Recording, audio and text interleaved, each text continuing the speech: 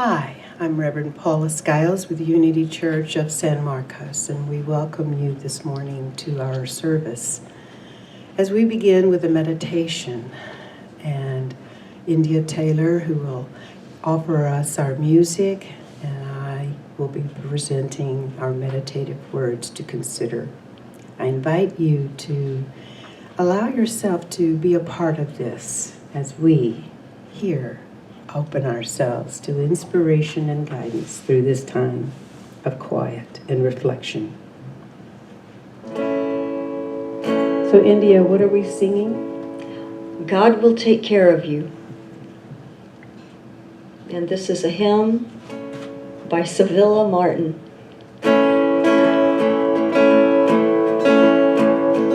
All I may need, He will provide.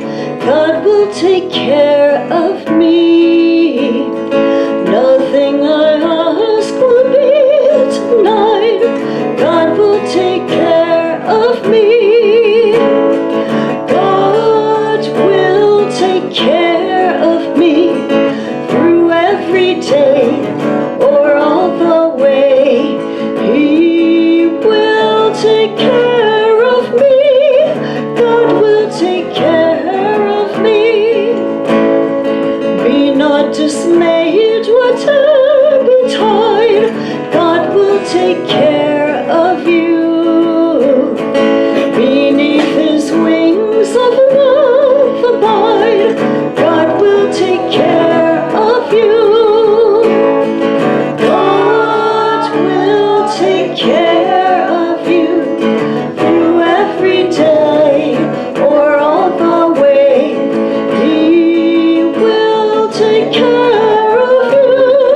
God will take care of you. No matter what may be the test, God will take care of us. Lean trusting one upon His breast, God will take care of us. God will take care of us through every day or all the way. He will take care of us. God will take care of us.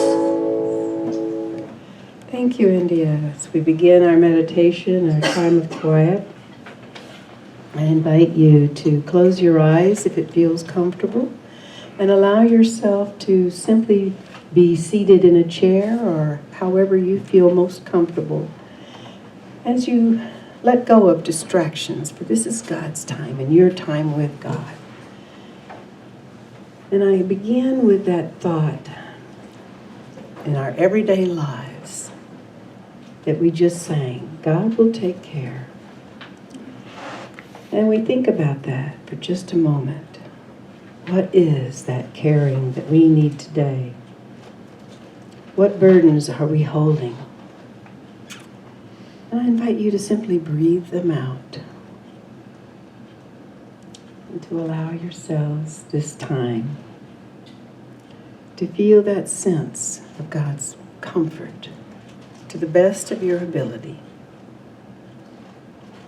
Something beyond the religious, something more sacred than that applies specifically to you and to your sense in your day, in your life. Whether it is that you sense that you need a sense of power or a sense of direction,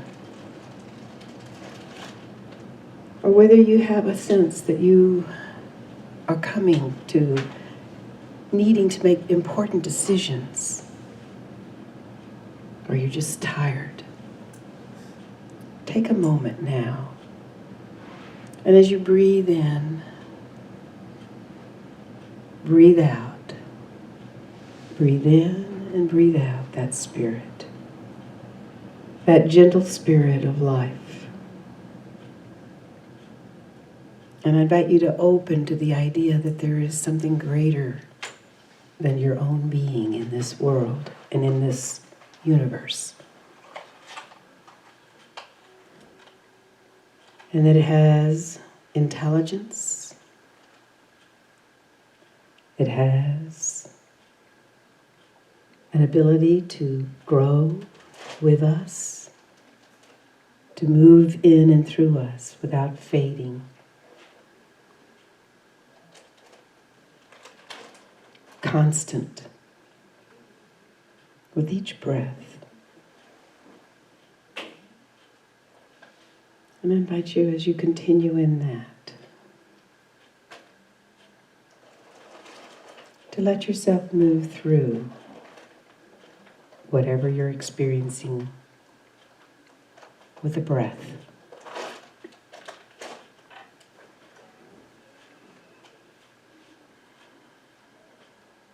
And to make a sense of goodness or beauty or wonder or joy, a goal for yourself in this day. To let it shine before you some goodness, some happiness that will appeal to you. And let it shine before you, drawing you forward. Let the power of that move in and through.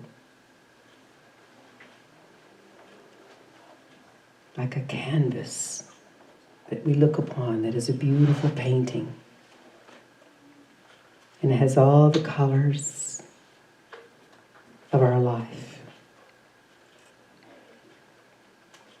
And there is truth that we see as we look upon that canvas of our being. And know that there is more than sufficiency for us. That our needs will be met. That our concerns will be addressed. That there will be more good than difficulties in our lives. And if we stand in a difficult moment, to take on the energy of knowing that this too shall come to pass. That whatever harshness, we have strength for it.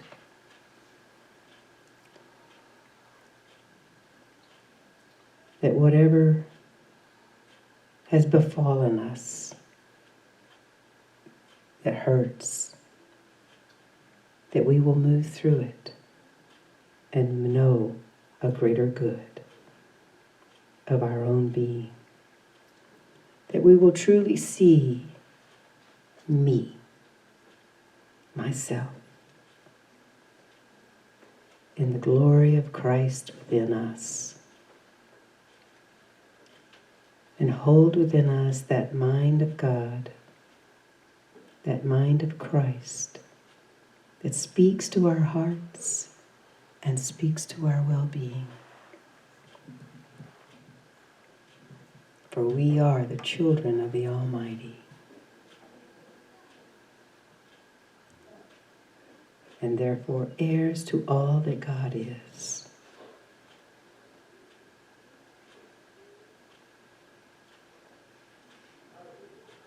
And so it is. We hold that and allow it to be truth for us in this day. And allow ourselves to feel the gratitude of that knowing, to whatever degree we can hold it today, seeking that it be strengthened in the next day. That we are able to go over the small and the large problems of our lives with understanding, knowing God will take care of us. And so we say, thank you, God. So it is. And I invite you to open your eyes and allow yourself to be present with us again. As India shares with us from her beautiful repertoire of music. India, what are you sharing with us today?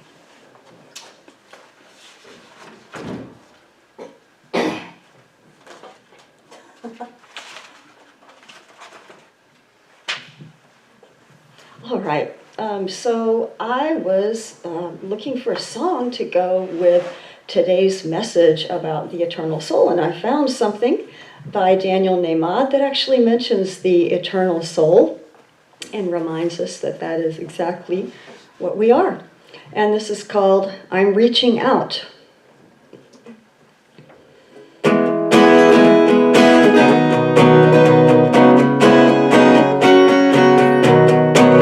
I'm reaching out to feel the infinite. I'm reaching out to know the divine. I'm reaching out to feel the infinite. For this moment is already mine. I'm already there. I'm already home. I'm already safe in my eternal soul. I'm already there. I'm already home. I'm already safe in my eternal soul.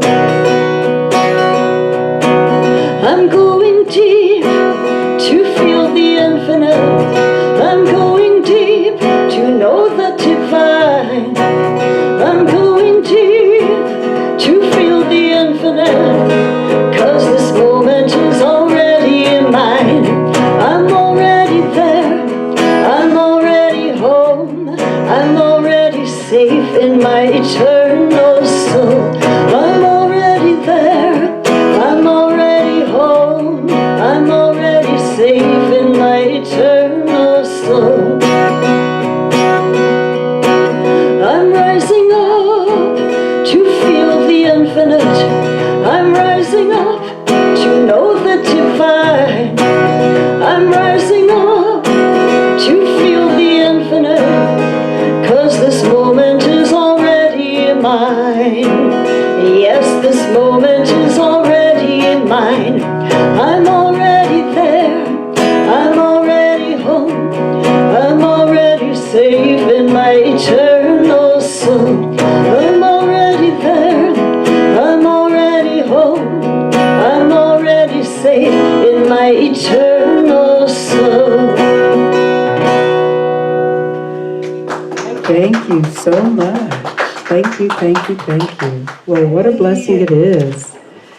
Knowing we have an eternal soul. How important is that in your life to you? How important do you think that is? What difference does it make for you if you have an eternal soul? To know that. Anybody? Comforting. Comforting? Okay. Anyone else? What difference does it? Surprising. Surprising? Yes. Okay. Anybody else? Supportive. Supportive. Okay. All right. Hopeful. Hopeful. All right. Anyone else have a thought about if you have an eternal soul? A relief. A relief. Okay. Yeah. All right. Okay. Well, my message today, and I remind everyone that I'm Reverend Paula Skiles. My message today is in remembrance of me. Now, there are many rivers in the Bible, all right? And the one I'm going to speak about today is the River Jordan. Now, Jordan is a given name and a surname. And in the Western names, it originates from the Hebrew, Yarden, meaning to go down. In relating to the Jordan River in Israel, we have a story that I'm going to share with you. And that story is really relevant to our own spiritual lives, as the Bible is always a story about our own understanding of our eternal souls. And so each story, each character, each city, each aspect of what happens in that story are representative of our spiritual growth. And it's important to understand that there's more to the Bible than just the literal or historical aspect of it. And when we can gather that energy of that, it's so powerful. And it also opens us to our eternal soul in such a way that maybe most of us hadn't really considered before. So there is a phrase in the Bible, now many of us are associated with, and that is, whenever we take communion in, say, the Catholic or the Baptist, or even in unity sometimes. And that phrase is, "This do in remembrance of me," which is the title to this message. Now, many of us will associate that phrase with the Last Supper. And perhaps because in religions that celebrate communion, it's a very sacred element of that part of their service. And it's not one that is part of my personal religion today, but it is one that I respect, because all rituals can have, if they're not rote, can have deep meaning for us. So this "do this in memory of me" is something that I think applies not just when we do a communion at church, but to every moment of our life. When we're thinking, when we're experiencing relationships, when we're acting in the world, or interacting rather, and having our daily experiences. There is this aspect of "do this in remembrance of me." Now, I don't think Jesus meant for this just to be whenever he was saying, when you sit down to eat, that eating bread and wine or whatever, you just think of me, or those kind of things. I think he was thinking of it and he always did, have a deeper and higher level of connection. And it always had to do with God and the kingdom of heaven consciousness. Everything, always. And so this phrase is very much like a phrase in the Old Testament. It pertains to the children of Israel who are trying to make it into the Promised Land. Now, they have been promised by God and Moses that they're going to move into the Promised Land after having spent about 400 years in Egypt. And then about 40 years wandering in the desert, right? Everybody remember the stories? Just in case. And they find themselves standing at the edge of the River Jordan, right? There's the last barrier. And there's giants in the country that they're looking at, right? And there's all kinds of unknowns and different things like that they're kind of like, I don't know, wandering's not such a bad deal, right? It's at least the known, okay. How many of us have wandered a time or two and just said, this is good, that's all I need, Nothing big, nothing high, nothing low, just right here. Anyway, so here they stand, and finally they're ready. They're ready. They've actually said, okay, we've wandered long enough.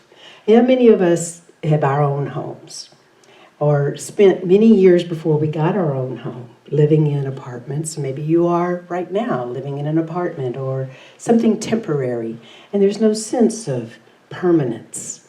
Well, that's kind of how these people felt. There was no sense of permanence. Everything was just sort of constantly moving and never a sense of putting down roots anywhere.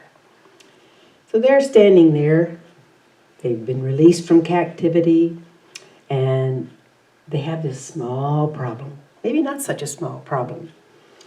And they're standing there, and they don't have a boat. Now, where they're at, the River Jordan happens to be fairly wide and deep. In places it's not, but in this place it was. It was big. It was a big deal. It's like, how are we going to get across, right? And the only way that they were going to do that is to go through the river, right? How many of us have had experiences of our life where in the river of our life we had to just go through the muck? We had to get right on in there. Well, Joshua, you can probably imagine how they all felt. Joshua's standing there. They're tired. They're so close. And yet, they're not there yet. I don't know about you, but there have been times in my life when I thought, I've done enough. I've done all my work. I've done enough. Why am I not experiencing whatever it could be, right? So Joshua is assuring them that God's presence is telling them that you're ready. You're ready to move forward. You're ready to do this. And being aware of that presence, Jesus called it, awake thou that sleepest. Now this is a lot different than the political system called woke. But this is awakening to our own eternal soul. This is awakening to the eternality of our own being and to knowing something deeper. And that's what this story is really about. And he's saying, okay, it's a river. It's deep, it's wide, but it's just a river. And that's important for us to remember. These experiences that are challenging or difficult or sorrowful or hurtful, they're just that, experiences. They are not able to harm our soul. Those souls are eternal. So let me share from Joshua 3, 11 through 4 and 3, 6 and 7. It says, behold, the ark of the covenant of the Lord of all the earth is to pass over before you into the Jordan. Now therefore take 12 men from the tribes of Israel, from each tribe a man. And when the soles of the feet of the priests who bear the ark of the Lord of all the earth, shall rest in the waters of the Jordan of the Jordan shall be stopped from flowing. And the waters coming down from above shall stand in one heap. Remember this one? We kind of remember it. Don't you remember this kind of action before? Ah, yeah. The Red Sea parted. Okay, well, here we have it. Something similar. So here it is again. So when the people set out from their tents to pass over the Jordan, with the priests bearing the ark of the covenant before the people, and when those who bore the ark had come to the Jordan, and the feet of the priests bearing the ark were dipped in the brink of the water, for the Jordan overflows all its banks throughout time, right? The time of harvest, the waters coming down from above stood and rose up in the heap far off at Adam, the city that is beside Zerethim, and those flowing down toward the sea of the Arabah.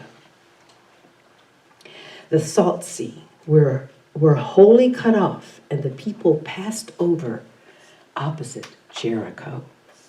And while all Israel were passing over on dry ground, the priests who bore the ark of the covenant of the Lord stood on dry ground in the midst of the Jordan until all the nation finished passing over the Jordan. And when all the nation had finished passing over the Jordan, the Lord said to Joshua, take 12 men from the people, from each tribe a man, and command them, take 12 stones from here, out of the midst of the Jordan, from the very place where the priest's feet stood, and carry them over with you, and lay them down in the place where you lodge tonight, so that this may be a sign among you when your children ask in time to come, what do these stones mean to you? Then you shall tell them that the waters of the Jordan were cut off before the ark of the covenant of the Lord when it passed over the Jordan. The waters of the Jordan were cut off. So these stones shall be to the people of Israel a memorial forever. Now, this is some pretty deep stuff, right? No pun intended, right? Okay. So what we have as a story, not about navigating a river, right? But about navigating the rivers of our own life, our own soul's journey. And what this story tells me, a perspective I want to offer to you today, is that there is a promised land within our own consciousness that you and I are actually promised, if you will, that we can stand on not only the promises of God, but that is meant as our own experience, and that is the kingdom of heaven consciousness. And this consciousness, this is a oneness with God. This is an experience, all right? And it says we get to the point where we really know who and what and who I am, who you are. You get to know that I of your being, the me, myself, okay? But we each have to go into Now, as I said, the river Jordan means to go down. We have to go down sometimes into that depths of our being in order to get to that place, right?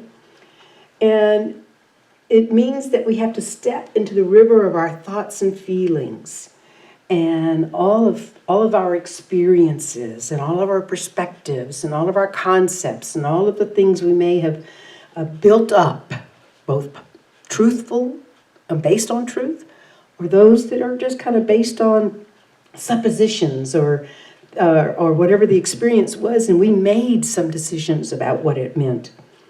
And we didn't have enough maybe information at the time to make that decision about what it meant, but we did make a decision. And sometimes it helped us to survive, and sometimes it keeps us from moving forward. So we have to step into that stuff. And these people are standing on the butts of their life. But this is a really big river. But it's really deep. And it's probably cold, and we could drown, and yeah, okay. So, but, we need to do 3 things. So here's something I want you to consider. We have to trust Joshua in us. All right? Joshua supersedes Moses. Now, Moses meant to draw forth. The name Moses means to draw forth. And Joshua was that one who came or who comes and precedes the Christ in our life, that energy. And he represents and symbolizes within us the voice of truth. And you know truth when you hear it. I do. I mean, if nothing else, my whole body gets this chill that comes through it. Or sometimes there's just this deep knowing that just goes to the cells of our beings, like, that is truth.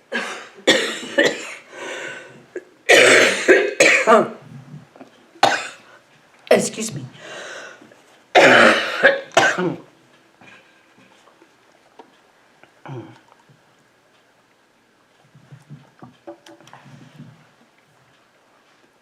So we have to trust Joshua that the promised land not only is at hand, but we can really get to it by going through the river. And we need to have some spiritual principles to live by. And these are the priests. These are the metaphysical principles of our lives, these priests. The 12 priests represent those 12 in unity, our 12 aspects of being of the Christ within us. And so things like life, love, strength, wisdom, understanding, those are principles of being that are the priests that draw and hold that river water back. And so we have to rely on these experiences in our lives and anchor our feet, our understanding. Our feet represent our understanding, our spiritual understanding. We have issues with our feet. There's something going on for us to learn spiritually. I'm always having a little bit of that. I have to admit it. So we move through that river and we cross over just like the priests did. We have to go into the river and we take the stones. Now, what are those stones, do you think? So if the priests represent these principles of our being, and Jordan is going down into that, be part of that deepest part of our being, and we're holding on to or looking at that part of our lives, what then does that part of us that represents the stones? Anyone want to offer a thought? The weight of our troubles. The weight of our troubles, okay. Is that memory? Memory, all right. From my perspective on this story, those stones represent the truths that we come to, the eternal truths of our experiences. Things such as We're never alone. God is in us, as us, those kind of things. Those truths that permeate and are such a foundation of our being. All right? Those truths. So that part that allows us to live a principled life, and that when we have experiences, we can discern those truths and we carry them with us. And we're meant to carry them with us, to remember in those times when we have difficulties. And we do. Life is not meant to be easy, and I don't say that easily. Life is complicated. And it's a combination of joys and sorrows and ups and downs and good and difficulties. And it's just all of all what is existence. And in that, sometimes you and I rub up against it and bump up against it. So they're standing there. They have to do more than just know that there's a theory, that there's a good out there. They got to actually walk over that river and go through it and pick up those stones.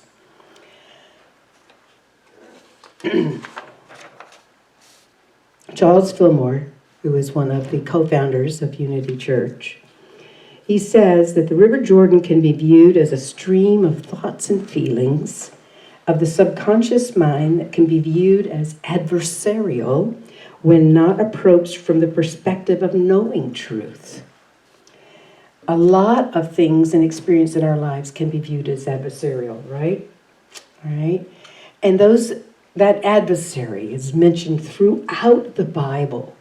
That adversary, they call it Satan, they call it the devil, they call it a number of things in the Bible and the Old Testament and the New Testament. And it is that obstacles that we find in life that are so convincing. They lie to our eyes, or they lie to our hearts, or they lie to whatever, that's saying they're more powerful than the presence of God. And that we can't do, or we're not enough, or it says, there's no point. Why try? Okay. And so I find that my thoughts can echo so much from my past with difficulties and things like that. But when I carry those stones of truth that I have gleaned, that I have learned, and I hold them forth, those things are released. They just don't have any power anymore. And so you have to bring the truth through the facts and feelings of your life. And not pretend that our life isn't happening, or that and waiting on the shores to be rescued. And you have to trust that these principles are active. There's a story I'll share with you about a storm, a really bad storm, and this individual who had a home, and then they were right on the banks of the river. Well, the river rose up, like the Jordan does sometimes, overflowing its banks. And as it continued to rise, there came a person in a boat, all right?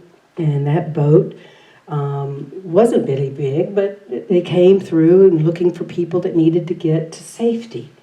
And the individual, as the water got higher, he was standing there and inside of his home, and the guy says, "Come on, get in the boat. I'll take you to safety." And this guy says, "No, thanks. No, that's all right. God's going to take care of me." Well, the local officials are looking for people who want to be saved, right? So they're like, "Okay, bye."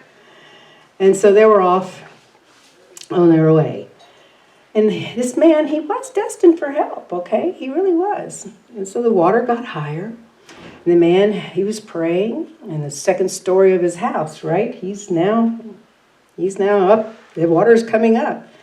And, and he says, "God will take care of me. God will take care of me." Well, a woman in a helicopter came by. And she dropped him a rope. He's now on the roof, right? And so the guy's like, nope. And she said, "I can take you to safety." I'll take you to safety. Just grab on. And he says, no, that's okay. And so ultimately, this guy had someone come by in a car, before the storm got bad.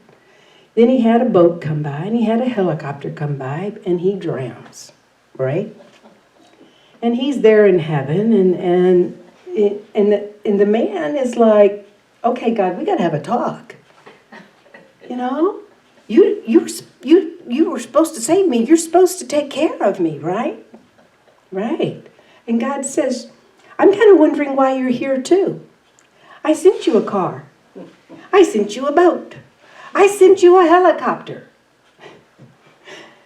Now we can groan and we can laugh at this idea, but if it's the idea is the reality. Is sometimes those things that are meant to help us and to carry us, we don't see them. We don't recognize them unless we're able to hold on to those truths. All right. And it's tempting to look for God outside of our life experiences. It is tempting. But if we do that, we miss the beauty and the joy and the wonders of so much of what God's presence really is. And so, do this in remembrance of me. What are we going to be doing? As we're experiencing that sense of God in our life, we have to acquire a sense of what it means to be human in this world. And Edward Arlington Robinson once remarked, "The world is not a prison house, but a kind of spiritual kindergarten where millions of bewildered infants are trying to spell God with wrong blocks." I think that's pretty cool. None of us come with directions, so to speak. I mean, we think of the Bible as a book of direction, true. But there's so much that we don't know and that we have to awaken to. And we have to take those steps across that river. And we have to, of our own being, step into that river of life where we will find me. Where you will find me, my eternal soul, my eternity, me. And that's what it stands for, my eternity. And as we think about all of these experiences that are happening in the moment and the eternality of life, our perspective can change. It can change. And we see such a different experience of our own conceptions and our own sense of God. God doesn't lie outside of us. God can be experienced around us and through us and outside, but God is within humanity. God is the very love of our being, the very aspect. Do not make a mistake. God is love. God is spirit. God is the energy of life and joy and wonder and peace and all of the aspects of being that we can relate to God through. Charles Fillmore says, the Bible veils in its history the march of man from innocence and ignorance to a measure of sophistication and understanding. Over all hovers the divine idea of man, the perfect man pattern, the Lord, who is a perpetual source of inspiration and power for every one of us.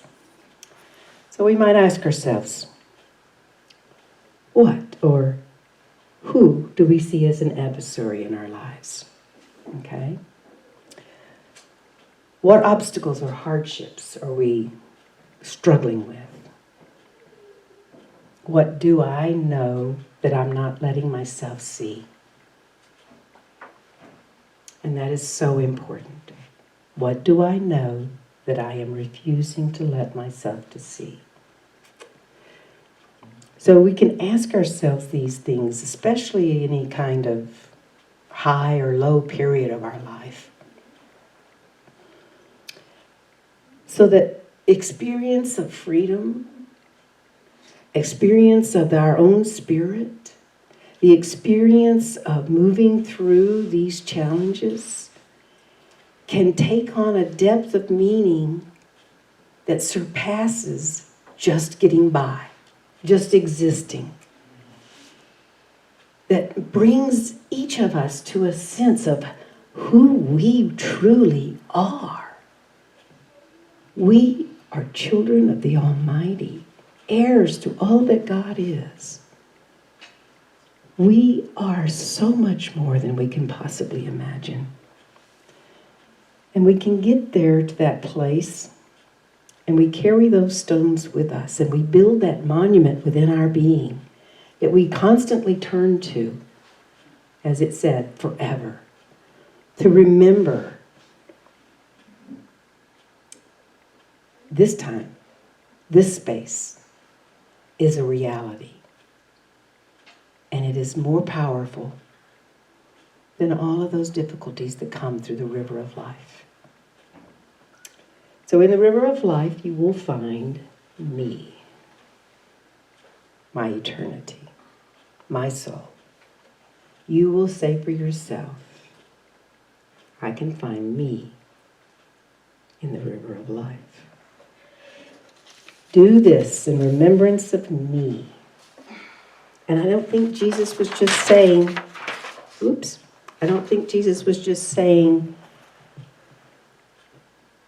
remember Jesus Christ. I think he was speaking to that deeper and higher part of you and me. Remember me. God bless you.